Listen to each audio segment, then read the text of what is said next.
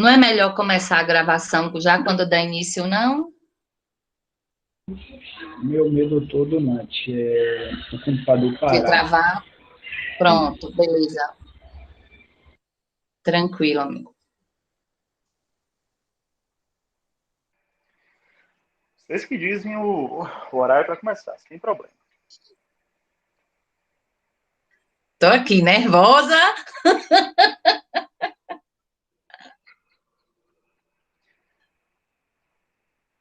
Ver se o pessoal começa a entrar aí. Por enquanto, quem está aqui é o pessoal de nosso grupo mesmo.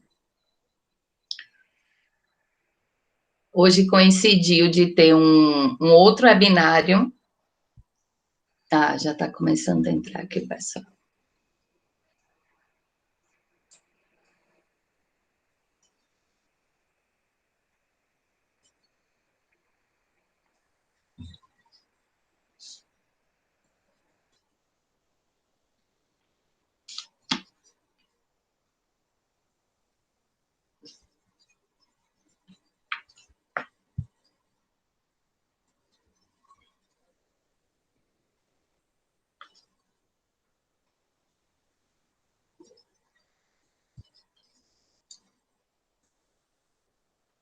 Boa noite, Carlinha.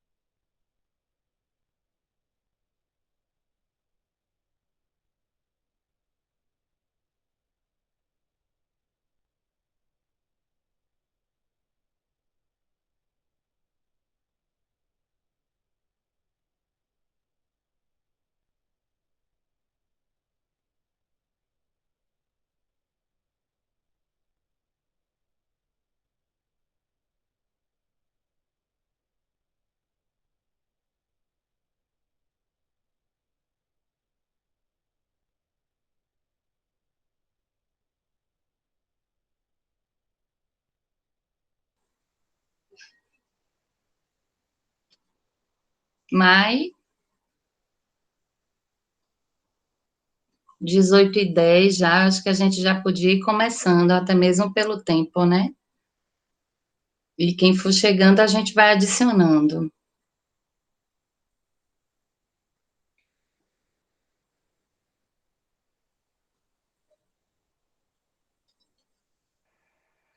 Vocês que sabem.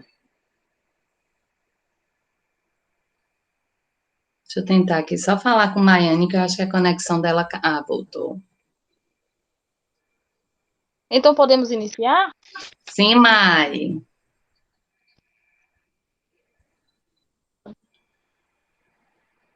Boa noite a todos.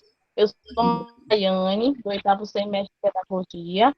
Estamos hoje aqui, eu e Nécia, para fazer essa mediação com o professor Gilberto Batista, com um tema muito importante, que é o papel do docente nas práticas de direitos humanos, e passar a fala para a Natécia.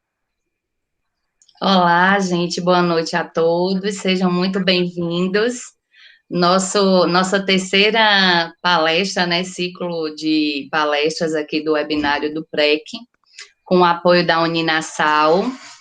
Sejam todos muito bem-vindos. Como Maiane falou, estamos aqui com o professor Dr. Gilberto Batista. Sejam muito bem-vindos, é um prazer ter o senhor aqui conosco para enriquecer, né, e engrandecer o nosso aprendizado, e sinta-se à vontade aí para nos presentear com seus conhecimentos, né? E como, só mais um minutinho, o professor deixou, assim, bem à vontade a gente, para quem desejar, abrir a câmera, o microfone, e estar participando a qualquer momento, independente de colocar lá uma pergunta, alguma mensagem no chat, tá bom? Vamos lá, então? Com você a palavra, professor Gilberto. Bom, boa noite a todos. Meu nome é Gilberto Batista. Sou formado em Direito, sou egresso do curso de Direito na UNEB. Sou professor da Uninasal, do curso de Direito. Hoje estou quase também como colega de vocês, estou fazendo História também na UNEB, também na Universidade do Estado da Bahia. Resolvi fazer uma graduação em licenciatura, principalmente para tentar auxiliar a formação, até porque eu gosto de dar aula, é algo que eu tenho prazer em fazer. Então, resolvi fazer um curso que conseguisse agregar minha formação, que é a formação jurídica, com a questão da docência. Então, resolvi começar o curso de História. Então, sou estudante também de História, nesse caso aí. Um dia serei colega de vocês na relação da docência. Lembrando, vocês são pedagogos. Eu estou tentando ir para a área da licenciatura também, para tentar agregar essas relações no curso. Bom, lógico que minha formação principal, e até minha primeira formação, é a relação jurídica, é a área jurídica. Vamos falar um pouquinho agora sobre a ideia dos direitos humanos. Primeira coisa, fiquem à vontade para perguntar, fiquem à vontade para questionar. Eu não gosto muito, não sou adepto dessa relação e dessa forma que um só fala e o outro apenas ouve. Eu entendo que o processo de aprendizado é um processo de uma via de mão dupla. Então, por ser uma via de mão dupla, necessita dessa participação, necessita dessa interação com o outro. Então, fiquem à vontade, podem participar sem problema algum.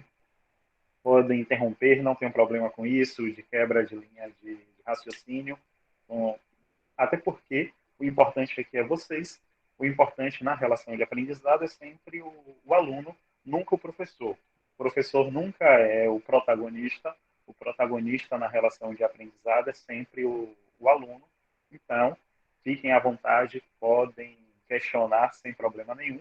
Só como eu estou não estou pelo computador, estou aqui pelo tablet, eu acredito que eu não vou conseguir enxergar o chat.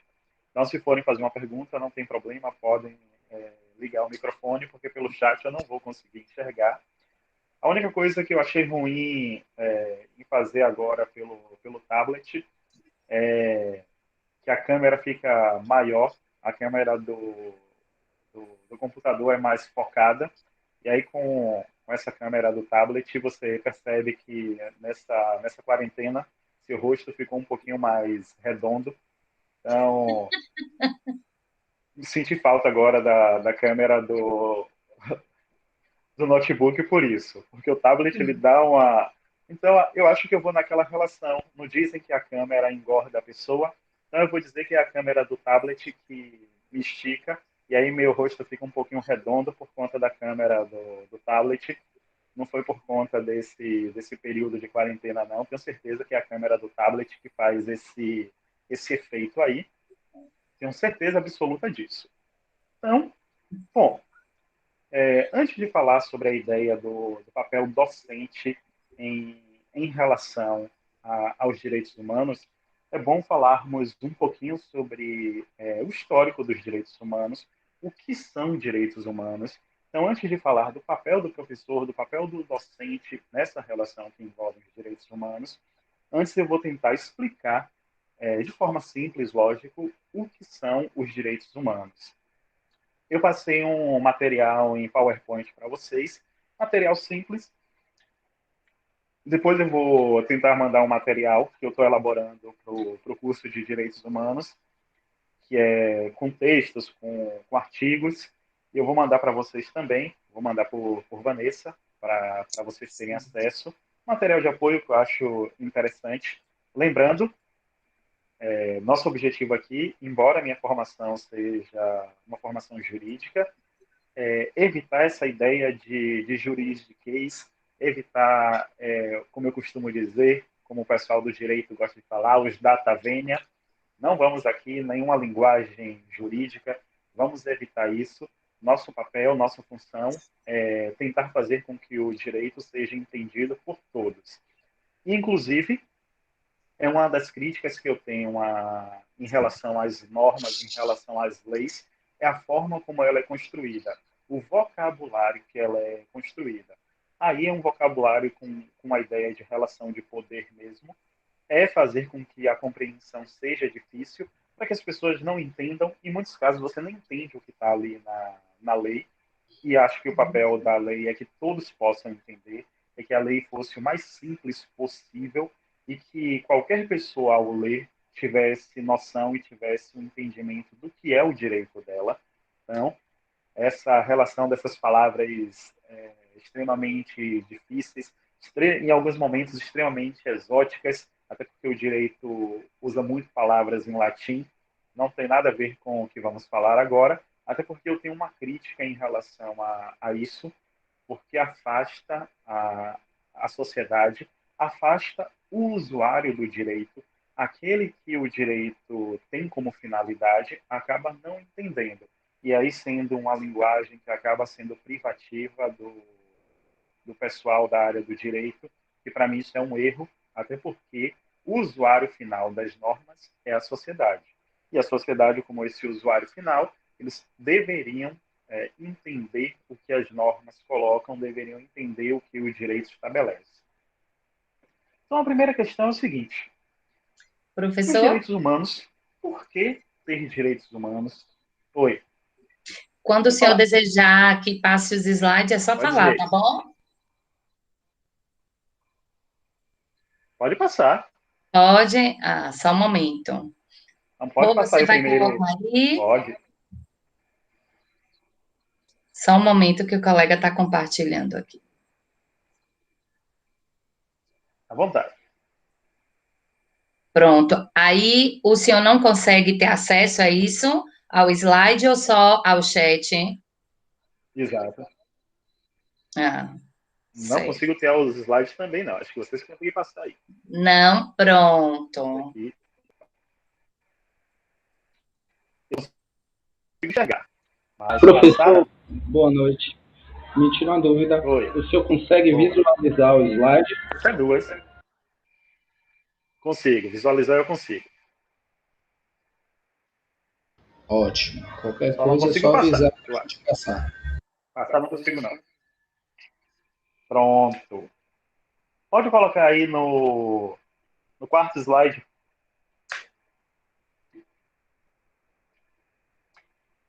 Se você botar um pouquinho no terceiro. Terceiro não, no quarto, bote no quarto. Terceiro é só uma brincadeira que eu faço, que eu gosto de escrever poesias.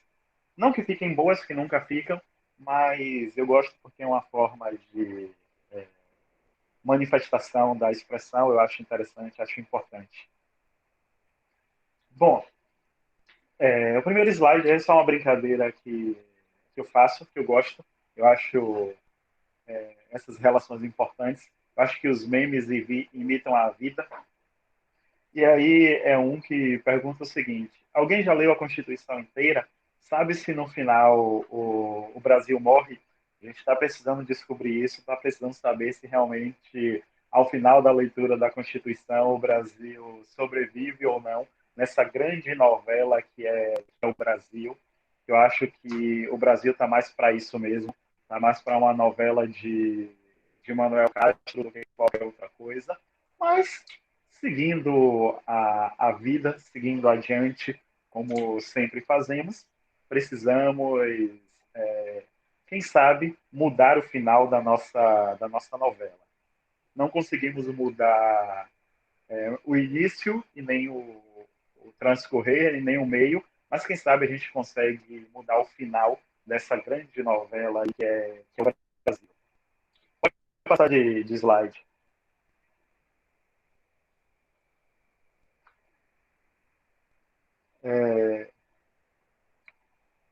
Por sinal, nesse próximo slide, o grande questionamento é o seguinte: para que os direitos humanos? Por que existir os direitos humanos? Para quem existir os direitos humanos? É uma pergunta que se faz muito.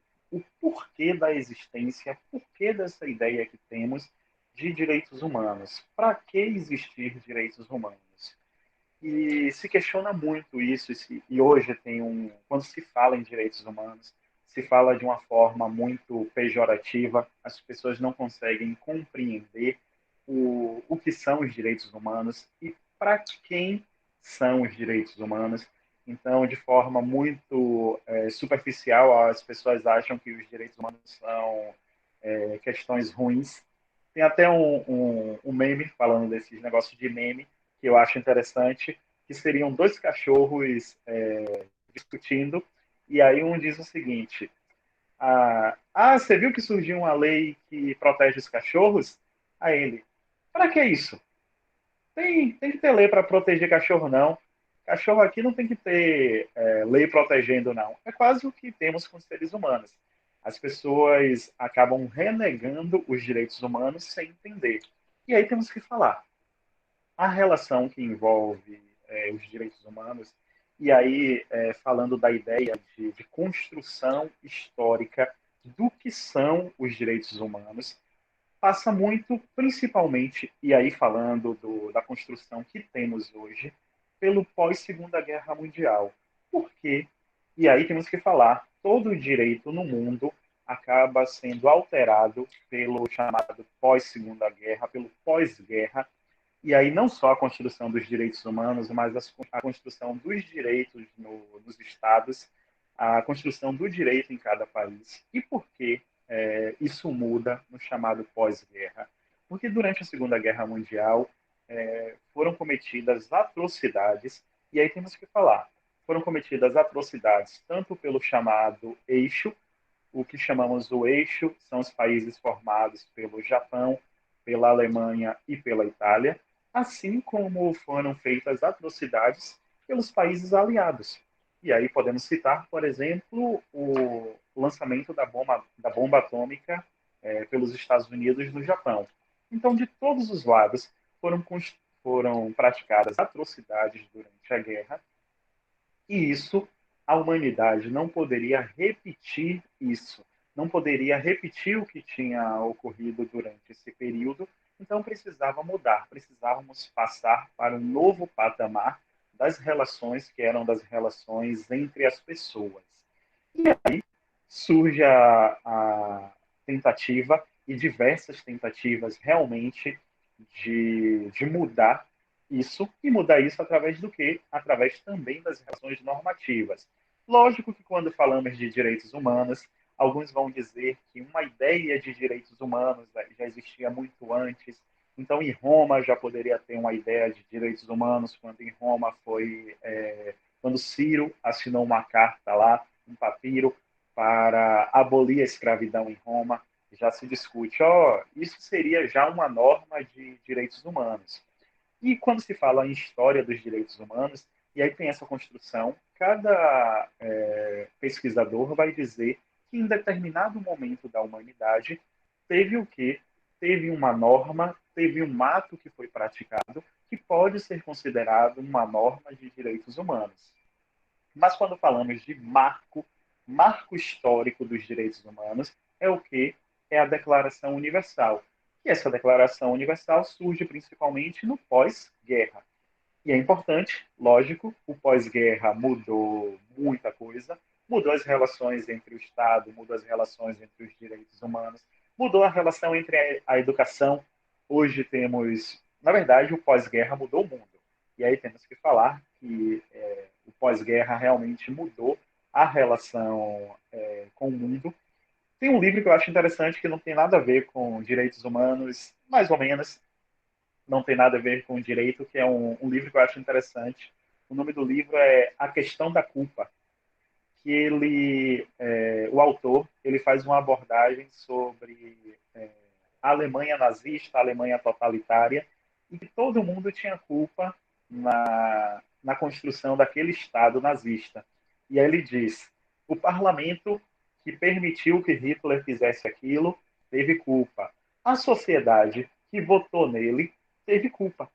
E ele diz o seguinte, aqueles que não votaram nele tiveram culpa também porque necessariamente não fizeram nada para impedir. Então ele vem falando sobre a questão da culpa da sociedade alemã, e aí ele explica, que eu acho interessante, ele vem dizer o seguinte, não estou dizendo que tem culpa penal, que tem que ser punido por isso, não tem culpa civil, que tem que ser reparado por isso, nem culpa em relação à consciência daquele indivíduo achar que ele praticou o mesmo ato que os nazistas praticaram. Não é relação à culpa em relação a isso, mas sim culpa em relação à sociedade. Ou seja, quando a sociedade permite que o seu Estado faça algo, quando a sociedade permite que o seu Estado pratique atrocidades, a sociedade também tem culpa. Então ele coloca isso, essa relação, e o nome do livro é A Questão da Culpa. Aí ele fala, lógico, abrangendo a sociedade da Alemanha nazista. Então, e aí fica uma reflexão para todos nós, quando também permitimos que o Estado brasileiro pratique algo contra qualquer grupo, e aí qualquer grupo de minoria, contra indígena, contra mulher, ou contra qualquer outra relação, pratique racismo, por exemplo, institucional, a sociedade brasileira também tem culpa quando permite que o seu Estado pratique esses atos. Pode passar os slides. O outro slide vem o seguinte, é um questionamento. Direitos humanos só é para proteger bandido? Porque o que mais se fala e o que mais eu ouço realmente, direitos humanos, ou, como o pessoal diz, direito dos manos, que é a expressão que o pessoal usa, né? O direito dos manos. Lá vai ele lá defender bandido, lá vai ele lá dizer que os direitos humanos são para criminoso. E necessariamente não. Na verdade, as pessoas não compreendem, não se entendem como seres humanos e, por conta disso, também são detentores desse direito.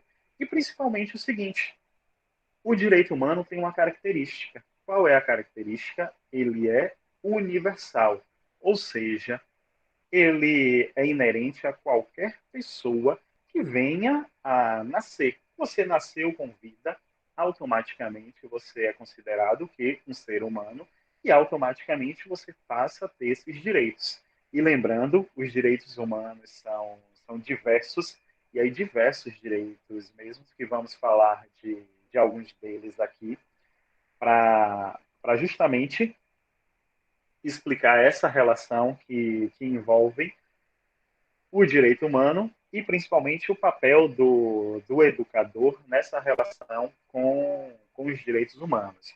E aí temos que dizer o seguinte: quando falamos dessa construção histórica dos direitos humanos, ou de como é que se formam os direitos e quais são esses direitos que temos, tem um autor, que é um autor italiano, o nome dele é Norberto Bobbio, tem um livro dele que se chama A Era dos Direitos, e Bobbio diz o seguinte: Bobbio divide os direitos humanos em gerações. Ele diz a seguinte questão: não existe hierarquia entre os direitos. Todos os direitos estão no mesmo grau hierárquico. Então, não existe um direito que estaria superior ao outro. Se vocês fossem dizer que tivesse uma hierarquia entre os direitos, qual o direito que vocês acham que estaria em uma relação superior a todos os outros? Qual seria? Alguém arriscaria aí?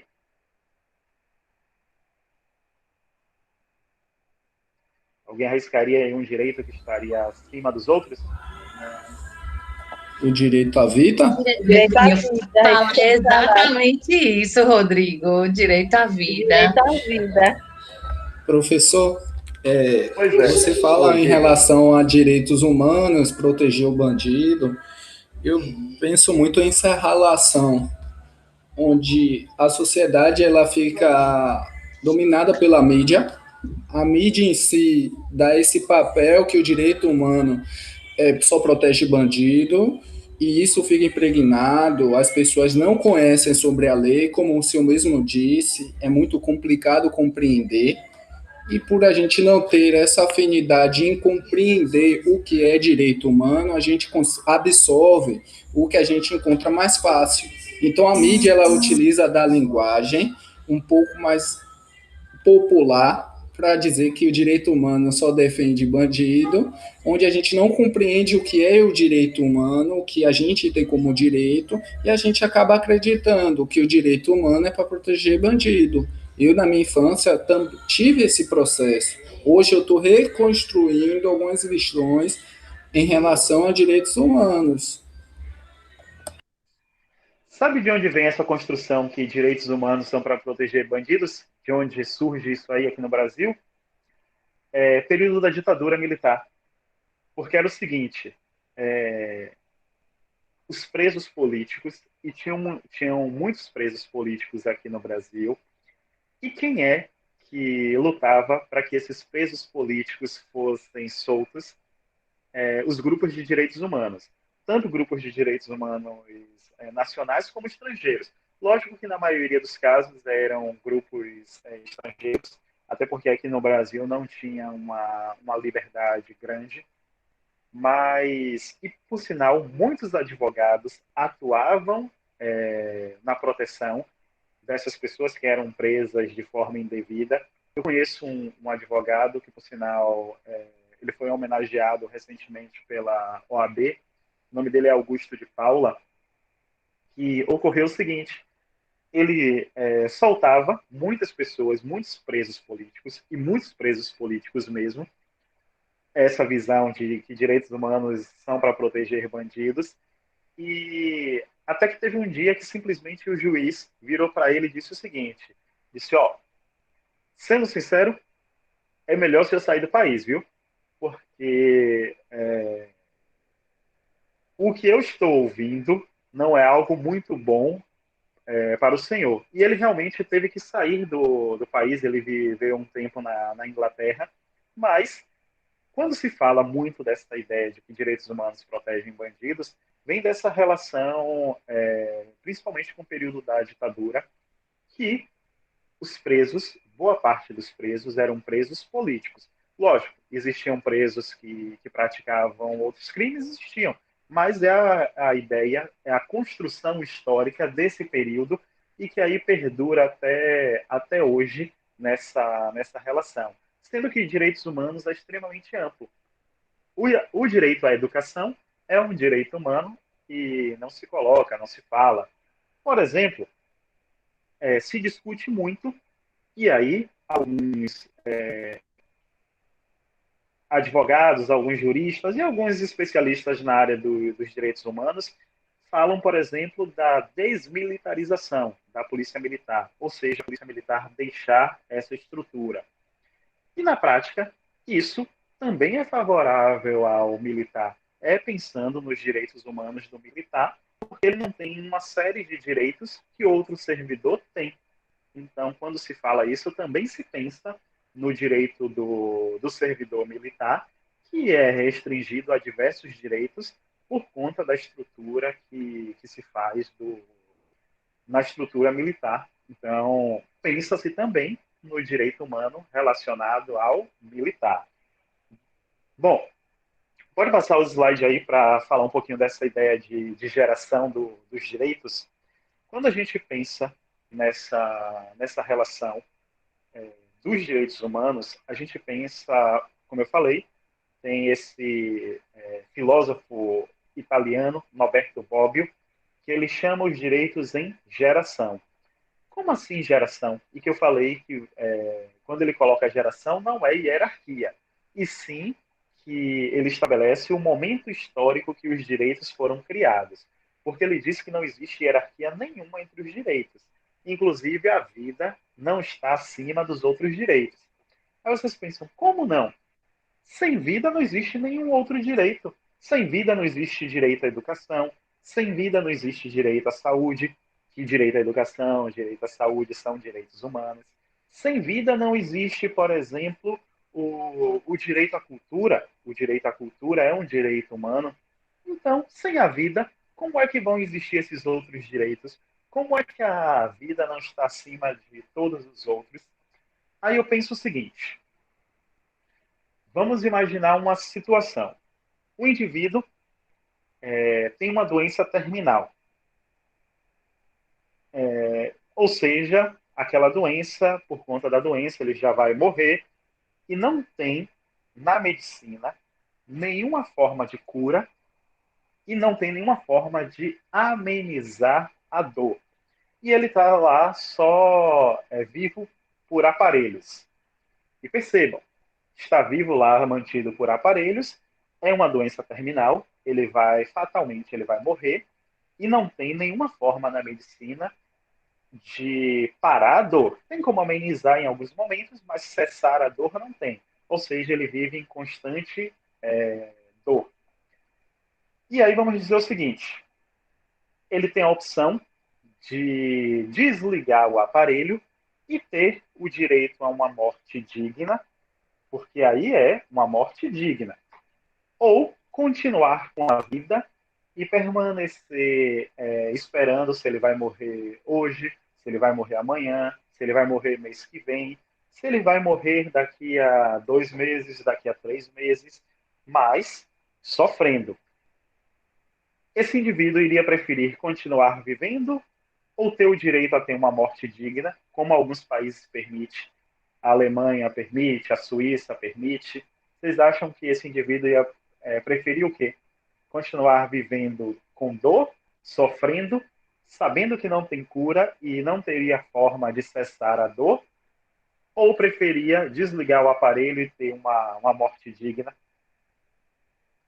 E aí, preferia o quê? É complicado. Lembrando que o direito à questão... É muito difícil responder essa pergunta. As questões religiosas... Envolve tudo isso, não é, professor? As questões religiosas...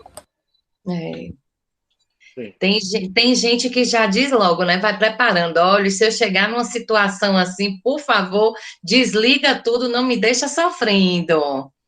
Então, quando a gente já sabe de uma situação assim, é mais fácil. É uma situação complicada. Nath, eu ainda digo outra coisa.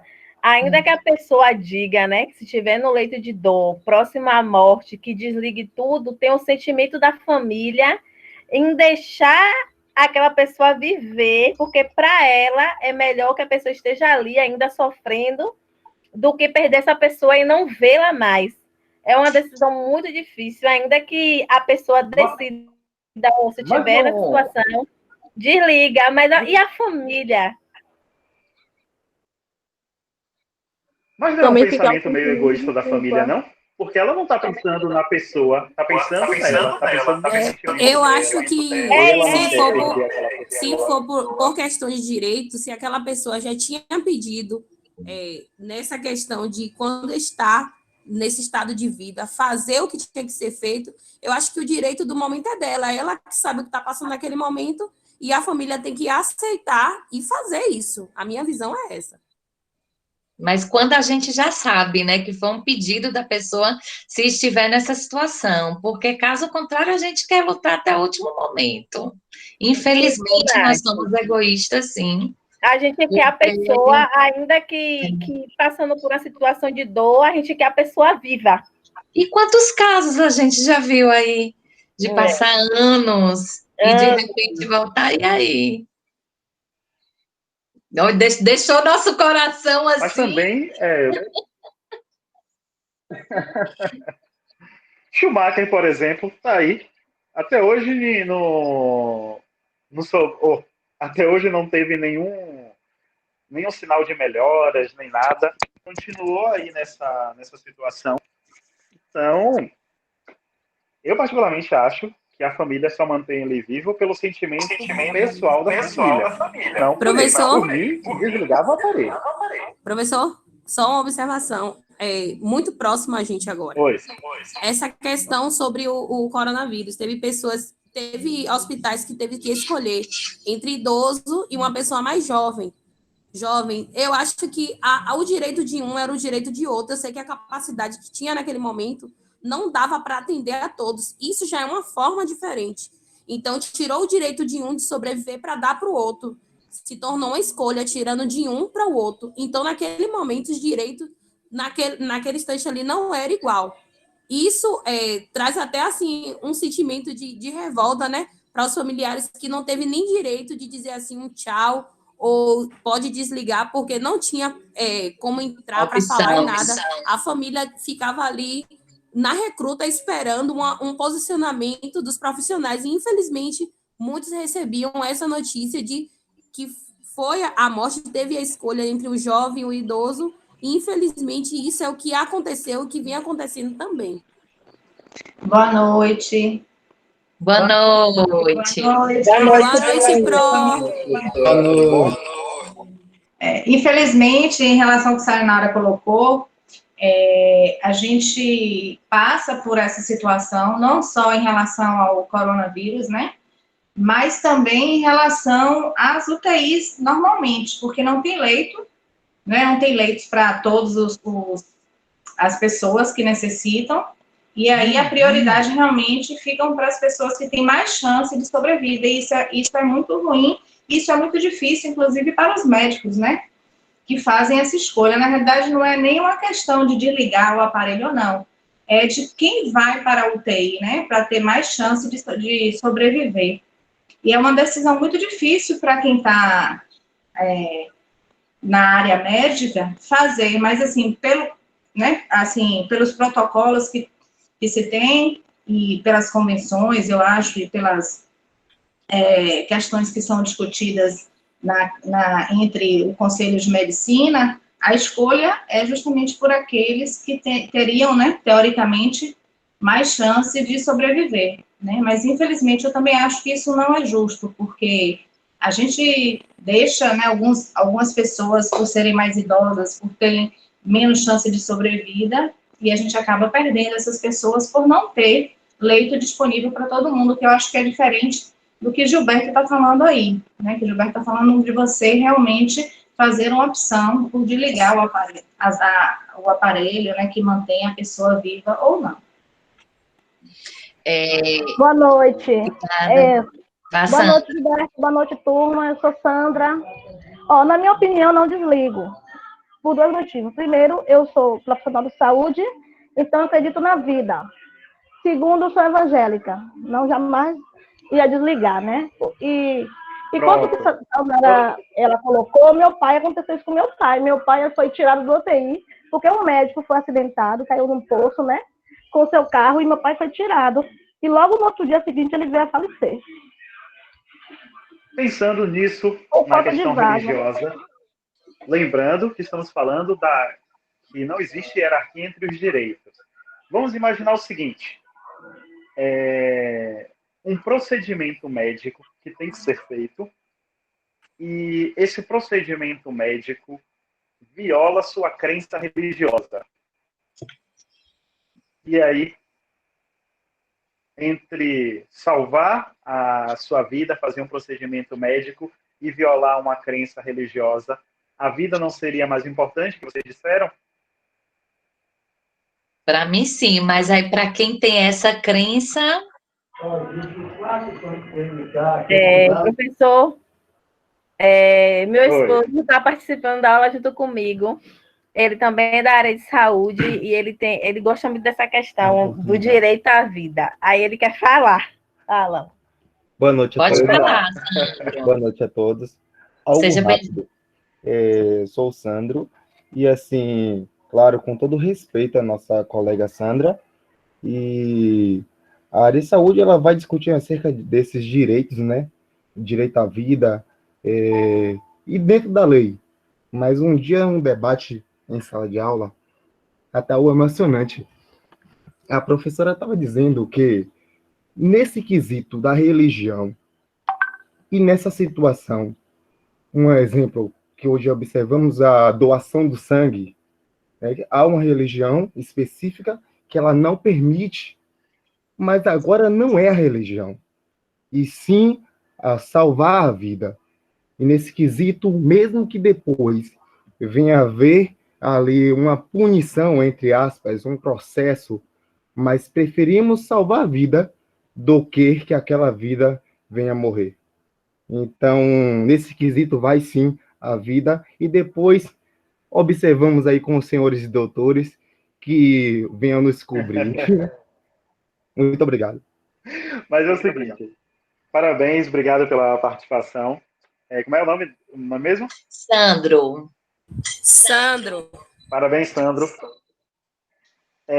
Tem uma discussão sobre isso, e, lógico, sobre essa questão que envolve direito à saúde, que não vai depender isso aí da vontade da pessoa. Então, se for um adulto, se for alguém que consiga exprimir sua vontade, esteja consciente, e ele disser, eu não quero fazer a transfusão de sangue por questões religiosas, o médico, nesse caso, não poderia obrigar. Agora, lógico, já teve casos, por exemplo, que envolvesse a criança. A criança, mesmo os pais sendo daquele segmento religioso, o médico acionou o Ministério Público entrou com ação e obrigou a transfusão de sangue, mesmo contra a vontade dos pais, porque é a relação da vida. Então, não existe uma fórmula matemática. Sempre que a vida estiver em jogo, vamos priorizar a vida. Os direitos fundamentais dependem muito do caso prático. Então, percebam, quando é uma pessoa adulta, em plena capacidade de consciência, que pode dizer o que ela quer, o que ela deseja, o médico não pode obrigar ela a fazer, por questões religiosas, porque fere a própria religião dela, que é um direito fundamental, a liberdade religiosa. Já quando envolve outros direitos, não tem problema. Quando envolve, por exemplo, uma criança, o médico pode. O ideal é que procure, informe ao Ministério Público quando tem tempo, e aí estamos falando em questões de ter tempo para isso. Lógico que tem procedimentos que, a depender da situação, vai ser tão rápido que o médico não tem o tempo de comunicar. E aí, realmente. Mas quando tem como comunicar, o ideal é que os profissionais de saúde informem ao Ministério Público que os pais não querem fazer e que é uma criança, e o Ministério Público vai defender o direito da criança, que é indisponível. Mas a ideia aqui é o seguinte: quando falamos de geração de direitos humanos, vamos falar quando esses direitos foram criados. E os direitos de primeira geração são os chamados direitos individuais. São os direitos inerentes a cada pessoa. O direito à liberdade, que estamos falando, liberdade religiosa, liberdade de expressão. O direito à vida é um direito de primeira geração. Já o direito de segunda geração são os direitos chamados de direitos sociais. Direito à educação, direito à saúde, direito ao lazer. Então, são todos esses direitos de segunda geração. Os direitos de terceira geração são mais ligados à ideia de solidariedade, de fraternidade. Então, um exemplo de um direito que é ligado a isso é o meio ambiente. O meio ambiente é ligado a essa solidariedade universal. Ou deveria, né? Já que estamos destruindo aí o meio ambiente sem nos preocuparmos com isso. Tá tocando fogo mesmo, tá tudo pegando fogo e ninguém não está nem aí. Mas a proteção ao meio ambiente é um direito que envolve a solidariedade. E alguns autores colocam direito à quarta geração. Sabe isso que estamos fazendo aqui? A questão da internet? Aquilo que o ministro da Educação... Lembra que o ministro de vocês disse o seguinte: se as pessoas não têm acesso à internet, não é problema meu, não. Isso aqui não começou agora. Não é de agora que as pessoas não têm acesso à internet. Então, isso não é problema do Ministério da Educação. Isso é problema da sociedade brasileira. O MEC não tem nada a ver com a falta de acesso à internet e a equipamento para acessar. Quem tem a ver com isso aí é a sociedade brasileira. Bom, o acesso à informação é um direito de quarta geração. Então, sim, é um problema do Estado, esse problema de acesso à informação, principalmente o seguinte, que da forma como está ocorrendo, e aí muitos dizem que essa pandemia está criando um chamado apagão na educação brasileira. Então, muitos colocam que está surgindo uma ideia de um apagão na educação brasileira. Por que um apagão? Porque tem muitos locais que as crianças... E aí, falando de crianças, falando da educação do ensino médio também, tem muitas pessoas que não têm acesso a esses meios eletrônicos. Principalmente falando o seguinte, a depender do local, nem internet direito tem. Nem a prefeitura tem uma internet de qualidade, quanto mais os munícipes, quanto mais os estudantes terem uma internet de qualidade. Se nem a prefeitura tem. Então, é responsabilidade, sim. Inclusive, é um direito que é um direito de quarta geração. Pode passar os slides aí. Eu acho que eu coloquei 2 em branco sem querer. Pode passar. Pronto. Esse em branco aí foi a pegadinha do malandro. Gilberto, só para, enquanto você não começa aí essa outra parte, deixa só eu ver aqui um pouquinho, algumas pessoas comentaram aqui no chat, em relação ao que a gente estava falando, do direito à vida, né? Esté colocou aqui para a gente, já ia dizer isso, por mais que seja difícil para a família, se a pessoa já estiver pedido por isso, a família precisa cumprir. É uma situação muito difícil, né? E Edivalda colocou, nós somos tão egoístas que pensamos às vezes só na nossa dor, na falta que a pessoa fará, né? E Kátia, a esposa de Sandro, que participou aí com a gente, colocou uma dúvida, uma lei ou um direito cobre o outro? Essas foram as participações até então. Bom, quando falamos de direitos fundamentais, falamos o seguinte, que não existe hierarquia entre eles, eles entram em colisão. Não falamos de conflito, porque a expressão conflito dá a ideia de que um estaria em oposição ao outro. E como os direitos humanos sempre um complementa o outro, dizemos o seguinte, que há uma colisão, ou um choque de direitos fundamentais. O que é colisão ou choque de direitos fundamentais? São quando 2 direitos fundamentais acabam colidindo. Quer ver, saindo da vida, quer ver um exemplo? Vamos lá. Falando de educação e o direito à greve. O direito à greve é um direito que existe, é um direito fundamental de todo servidor. E aí vamos dizer o seguinte, que é um servidor lá ou até um professor de iniciativa privada também que tem direito à greve. Está com salário atrasado e diversas outras coisas, tem o direito à greve, mas ao exercer o direito à greve, vai deixar um monte de crianças sem aula, sem acesso à educação. Não são dois direitos? Não são dois direitos fundamentais?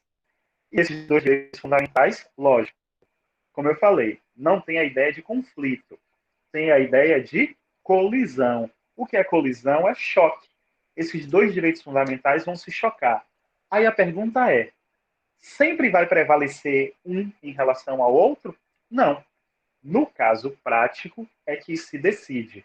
Então, sempre temos que analisar o caso prático. O direito à educação e o direito à greve é um exemplo que dá aí, porque, teoricamente, quando você exerce o direito à greve, você automaticamente está deixando outras pessoas de terem um direito delas, que é o direito à educação. Mas é sempre no caso prático para se decidir. Não tem uma regra, é sempre aquele direito que prevalece sobre o outro. Então, não tem essa relação de regra, não, em relação aos direitos. Bom, saindo dessa ideia que temos das gerações dos direitos, temos aqui falar um pouquinho sobre realmente a questão da educação em direitos humanos, que aí entra o papel do educador em relação a isso. O papel do educador em trabalhar com uma relação que envolve direitos humanos.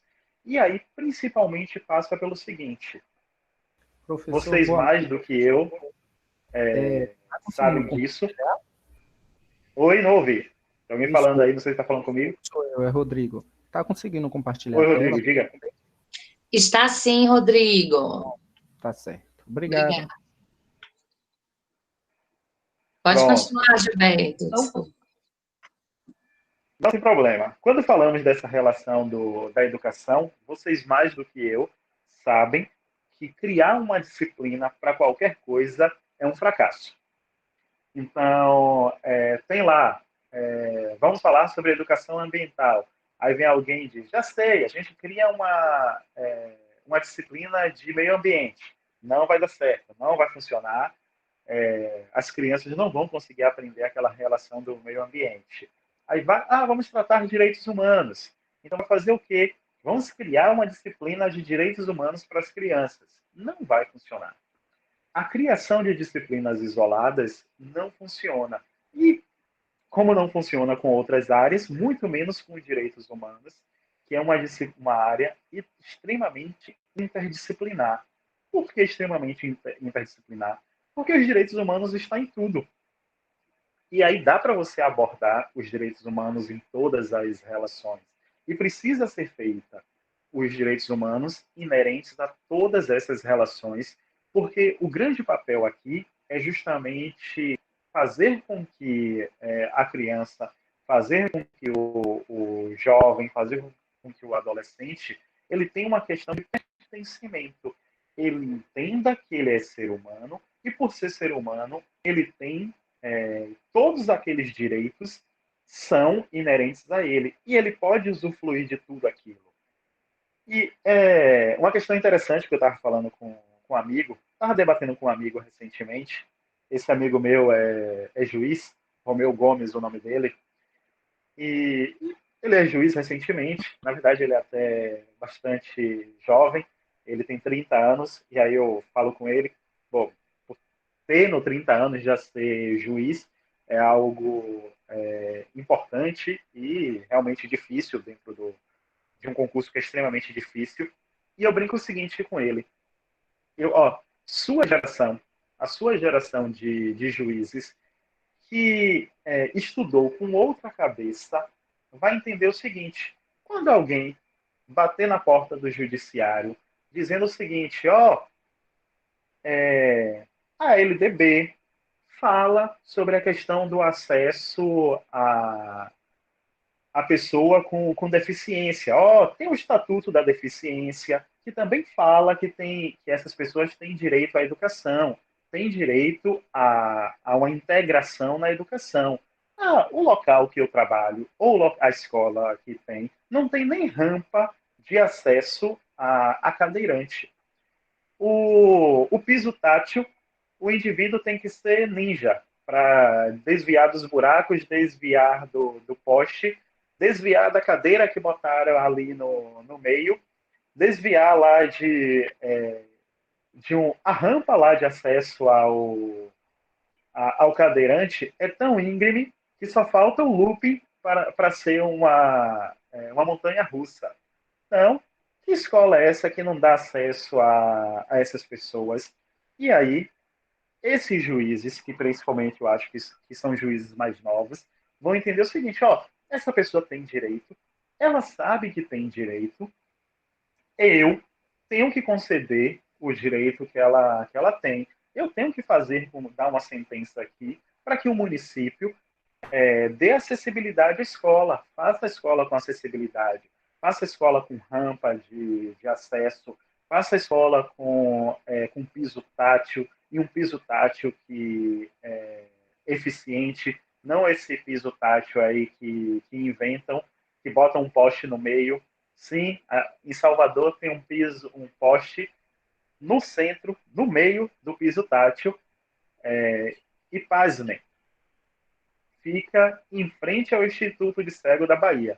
O poste fica em frente ao Instituto de Cego da Bahia e tem um poste no meio do piso tátil. Eu sempre, quando passo lá, eu brinco o seguinte, falo, gente, aqui a Bahia é milagrosa, a pessoa é deficiente visual, do nada encontrei o poste, voltei a enxergar, dá a volta no piso, aí volta a ser cego de novo.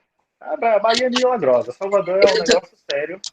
Eu tô aqui dando risada, mas o caso não é para dar risada, não, é seríssimo. É seríssimo. E não é só aí, não, em vários outros lugares a gente se depara com situações assim, né? Infelizmente. Exato. Eu falei da rampa. A rampa, eu fui em uma cidade amargosa, tinha uma escola que a rampa.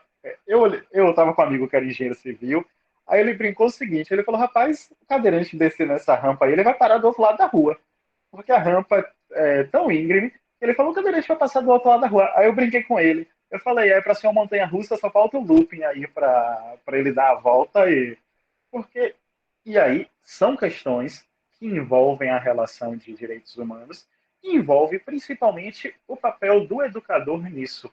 É o papel do educador para fazer com que essas pessoas entendam quais são os direitos delas e tenham uma consciência em relação aos direitos. E aí, a educação em direitos humanos passa por isso, passa por essa ideia da socialização dessa cultura que temos em relação aos direitos humanos, e passa pelo papel de entender o seguinte, que não podemos naturalizar, não podemos normalizar as situações que envolvem violação dos direitos. E, lógico, quando eu estou falando, não precisa. E aí, eu sou meio freiriano nesse sentido, é meio estranho dizer isso hoje, né? Porque Paulo Freire está tão...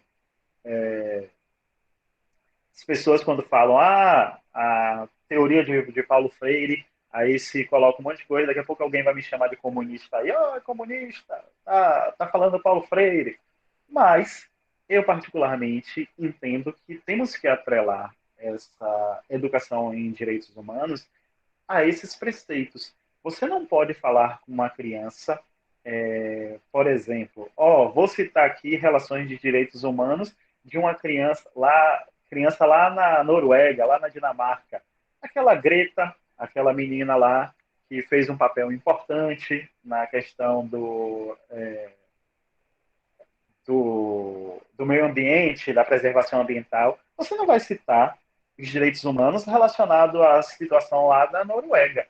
E aí temos que falar dos direitos humanos relacionados ao quê? Relacionado à vivência da criança, à vivência do jovem.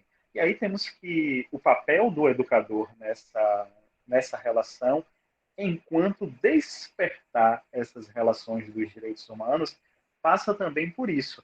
E aí sabemos que é extremamente complicado, e é extremamente complicado realmente para o educador conseguir passar essa relação que envolve os direitos humanos, quando o próprio direito do educador é violado todos os dias. Então, o professor todos os dias têm seus direitos violados. Então, ainda temos essa relação. E aí, quando eu digo o seguinte, tem um direito violado em relação ao que estávamos falando agora da pessoa com deficiência. Vamos dizer que é uma pessoa com necessidades especiais. E aí o professor está lá com a criança e que ele não tem como dar o acompanhamento àquela criança sozinho. Por quê? Porque a lei permite que ele tenha alguém para ajudar, mas simplesmente a escola pensa o seguinte: para que eu vou contratar essa pessoa se eu posso economizar e o professor faz tudo? Deixa o professor se virando com tudo. E o professor sabe que é direito dele, sabe que é direito da criança, e tem o seu direito violado, e vai passar isso para a criança. Sabemos que isso é difícil, mas a educação em direitos humanos passa por essa relação também. Passa por entender isso, passa, é lógico, é uma construção, e é uma construção diária. A educação em direitos humanos, como temos hoje, ainda precisa melhorar muito, precisa evoluir muito, mas para o que era a educação em direitos humanos, principalmente na década de 80, hoje mudamos muito, conseguimos evoluir muito. Por sinal, pode passar os slides aí. Professor, antes de passar o slide, posso falar um pouquinho? Eu acho que assim, o primeiro olhar do professor deveria ser sempre para o desenvolvimento da criança. Tá me ouvindo? Tá me ouvindo? Ouvindo. Tá me ouvindo, Nath? Ainda como eu estava falando antes, eu acho que o primeiro olhar do professor deve ser sempre para o desenvolvimento da criança. Isso desde a educação infantil, não que espere para falar de direitos humanos, não só quando jovem, mas também quando criança, com respeito ao coleguinha, com debate, porque a escola, com certeza, é o melhor lugar para se falar de direitos humanos, porque é uma diversidade, uma sociedade. Em casa, não. É todo mundo da mesma religião, é todo mais ou menos da mesma cor. E na escola, não. Tem essa diversidade. E o professor tem um papel fundamental, que é, por meio do debate, de rodas de conversa, ensinar um respeito. E também, com certeza,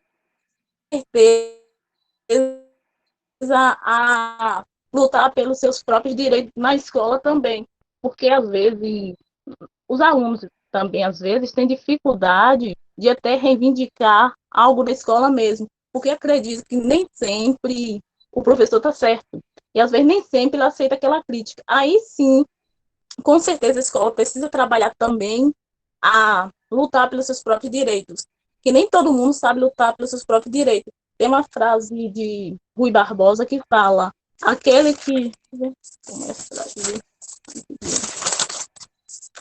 que não luta pelos seus próprios direitos não é digno deles.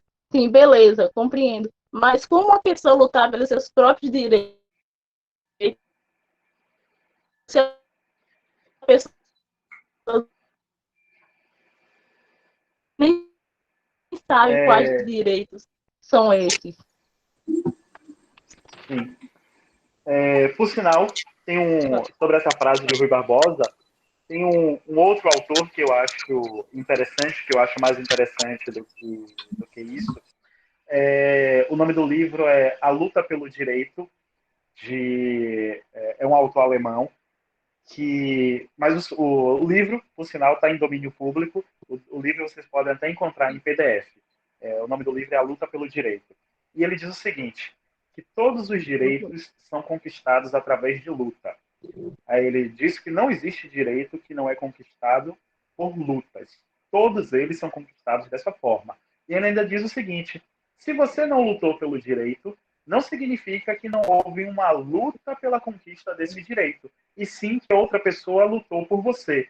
Então vamos dizer o seguinte, falando do direito ao voto feminino.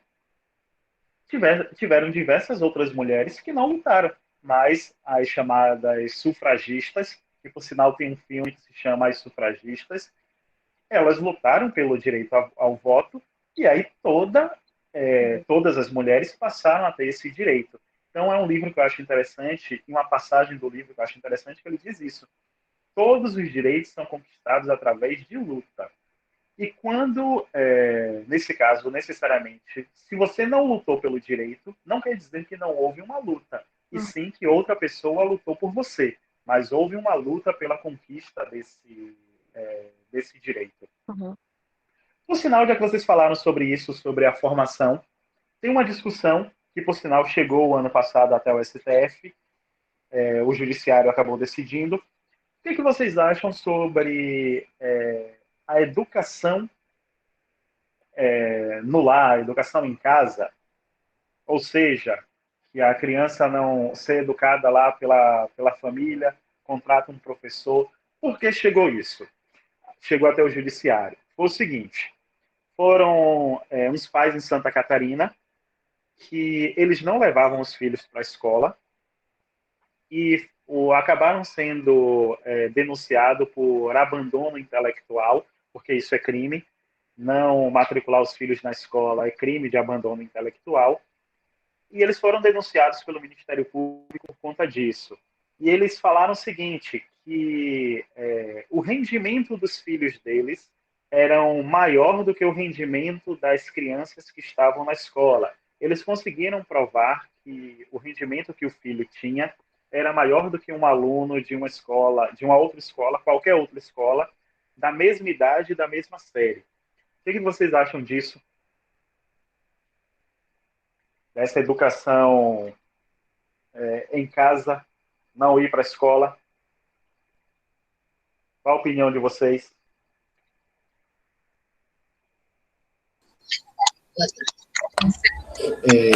Professor, logo no início, quando começou esse debate em relação à educação dentro de casa, se não me engano, tem um termo específico, mas agora eu acabei esquecendo.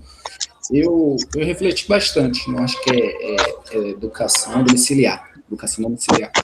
Quando começou a discussão em relação à educação domiciliar, quando começou as discussões em relação à educação domiciliar, realmente a gente vê, eu muito luto pela educação pública, a gente sabe que ainda existe uma disparidade muito grande, onde quem tem condições financeiras vão contratar os melhores profissionais, infelizmente. E as escolas públicas ainda estão com alguns profissionais, eu não gosto de estar criticando, mas ainda existem alguns profissionais que estão lá por estar. Eu mesmo sou oriundo da escola pública, sei como é a dificuldade de estudar na escola pública, sei a dificuldade de não ter aula um ano todo de uma determinada disciplina e a gente ficar com essa lacuna o resto da vida e a gente tentar correr atrás. Então, o certo seria olhar para um modelo de educação onde seja disponibilizado para todos uma educação com qualidade, não só uma educação. Porque a gente pode discutir aqui que a educação está sendo, mas será que está sendo uma educação de qualidade ou só está sendo uma educação, entre aspas, um modelo de educação que está sendo falho ainda?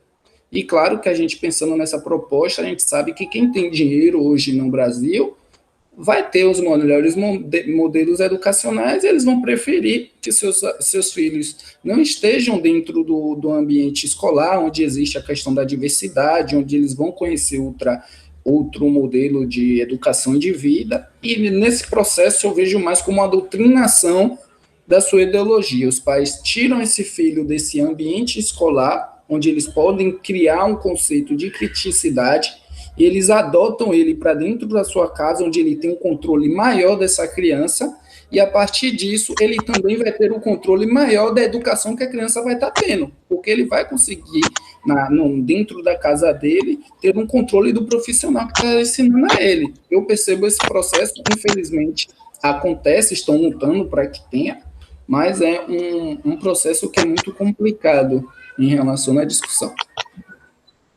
Mas acho que você chegou... Pode falar.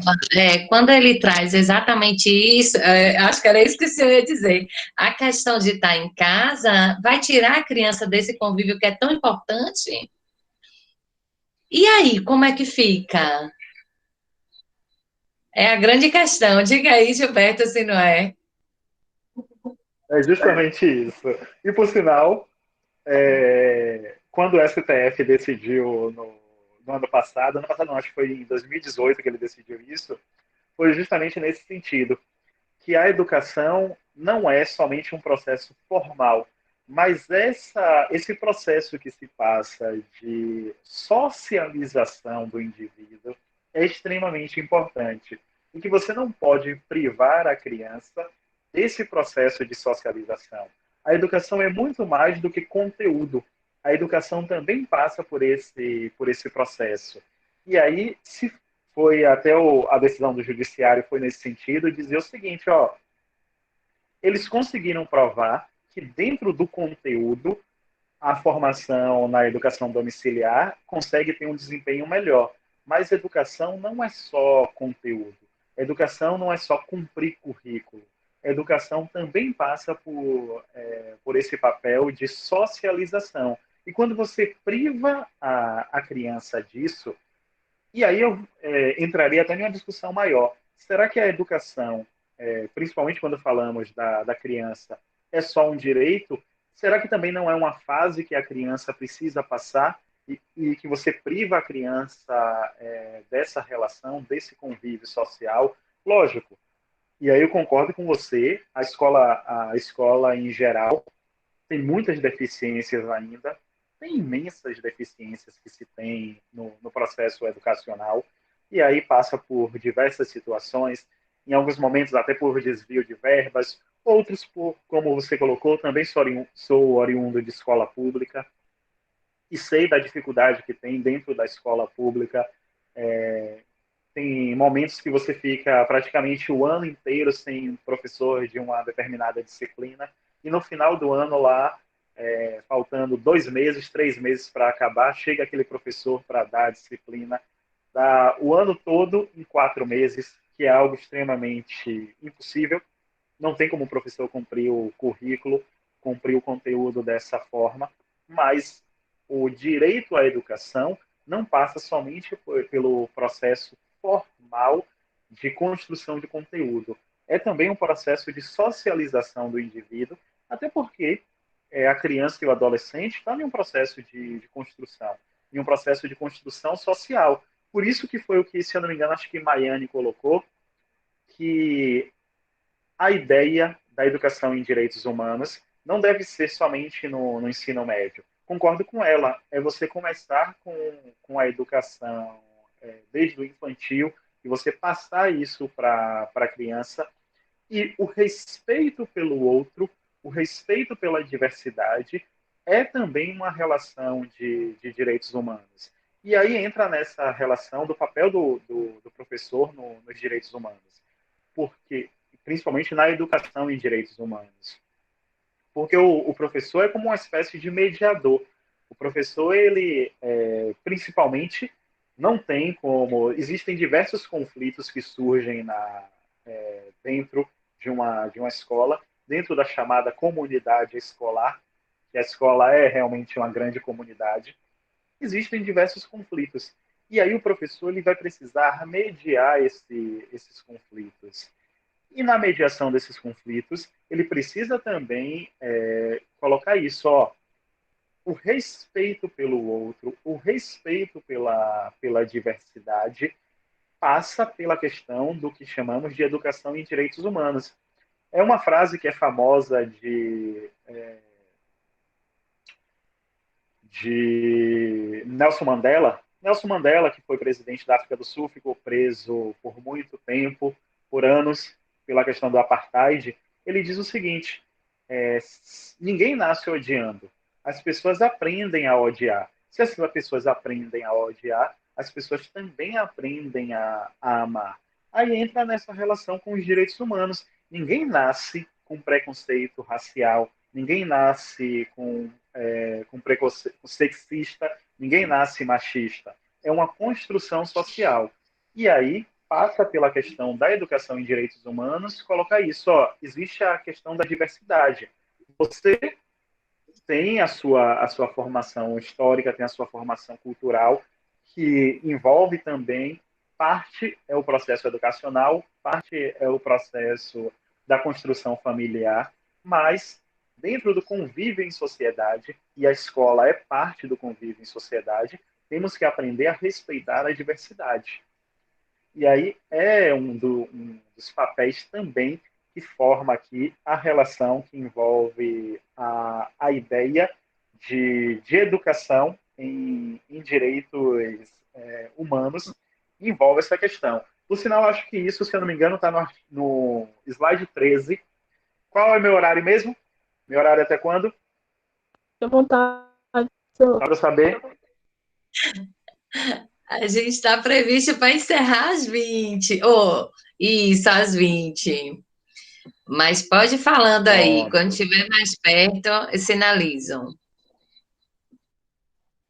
Ok, então. Então, deixa eu só botar a tomada aqui, porque o tablet só está desligando aqui. Só botar a Tá tomada para tão ele não bom, desligar na...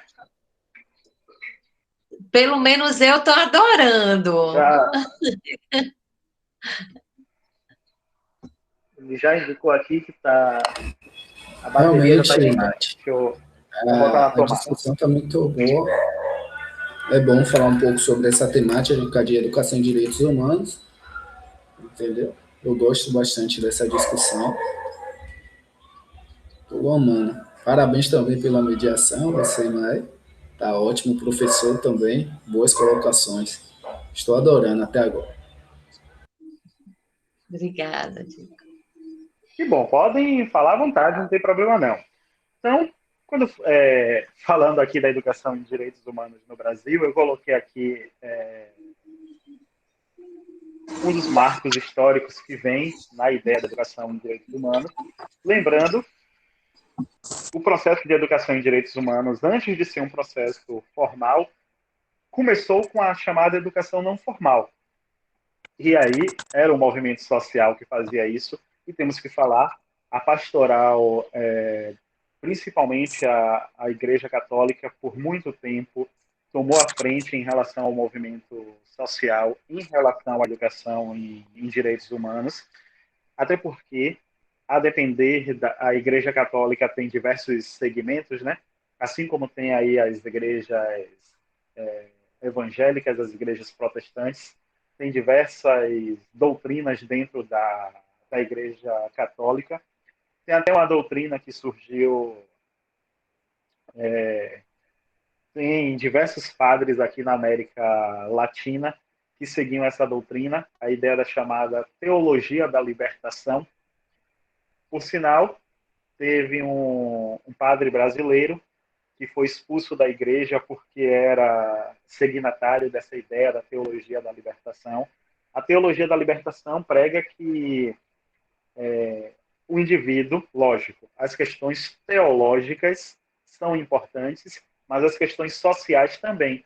Então, você não tem como pregar a teologia sem pregar, junto com a teologia, as questões sociais.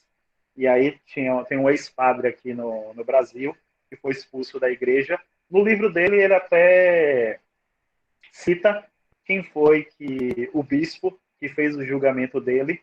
Foi, na época, o bispo alemão Joseph Ratzinger, que depois se tornou papa. Foi ele que excomungou o padre brasileiro, que era um dos chamados teólogos da libertação. Mas aí temos que falar, a educação em direitos humanos no Brasil surge muito atrelado à educação não formal, principalmente na década de 70 e na década de 80. Depois, o Estado, principalmente entendendo essa relação, entendendo a importância que se passava com os direitos humanos, porque sim, quando falamos em educação em direitos humanos, o Estado tem sim sua responsabilidade em relação a isso, porque principalmente, e aí temos que falamos muito em violação de direitos humanos, mas quem mais viola direitos humanos no Brasil é o Estado. O Estado é quem mais viola direitos humanos.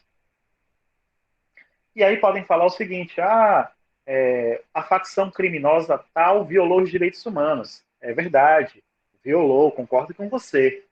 Mas o Estado, diariamente, ele viola os direitos humanos. E aí estamos falando o seguinte, falando de educação.